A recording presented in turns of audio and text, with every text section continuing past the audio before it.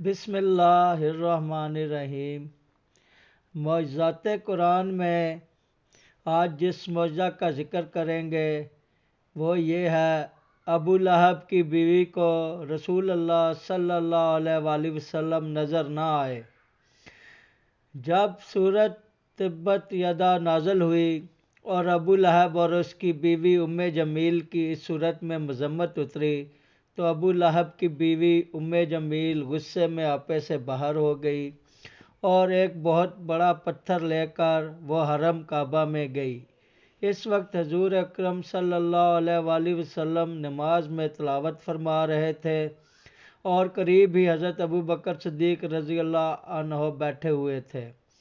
ام جمیل بڑبڑاتی ہوئی آئی اور حضور اقدس صلی اللہ علیہ وآلہ وسلم کے پاس سے گزرتی ہوئی حضرت ابو بکر صدیق رضی اللہ تعالیٰ عنہ کے پاس آئی اور مارے غصے کے منہ میں جھاگ بھرتے ہوئے کہنے لگی کہ بتاؤ تمہارے رسول کہاں ہیں؟ مجھے معلوم ہوا ہے کہ انہوں نے میری اور میرے شوہر کی ہجو کی ہے۔ حضرت ابو بکر صدیق رضی اللہ تعالیٰ عنہ نے فرمایا کہ میرے رسول شاعر نہیں ہیں کہ کسی کی ہجو کریں۔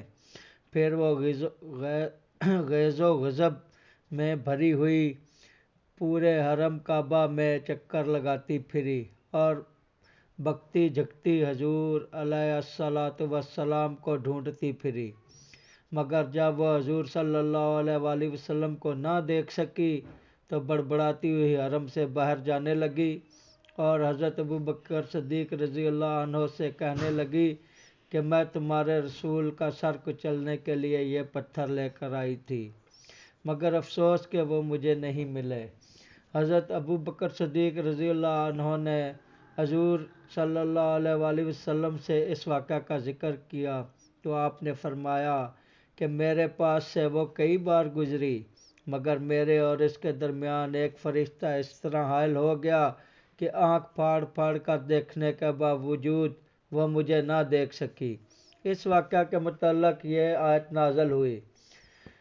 ترجمہ: اور اے محبوب تم نے قرآن پڑھا، ہم نے تم پر اور ان میں کہ آخرت پر ایمان نہیں لاتے ایک چھپا ہوا پردہ کر دیا۔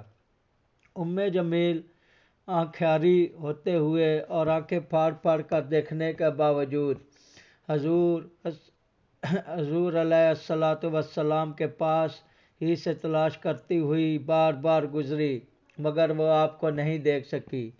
بلا شبہ یہ ایک عجیب بات ہے اور اس کو حضور اکرم صلی اللہ علیہ وسلم کے معجزہ کے سوا کچھ نہیں کہا جا سکتا۔ اس قسم کے معجزات حضور صلی اللہ علیہ وسلم کی طرف سے بارہا صادر ہوئے ہیں۔ اللہم صلی علی سیدنا محمد وعلی آل سیدنا محمد وبارک وسلم۔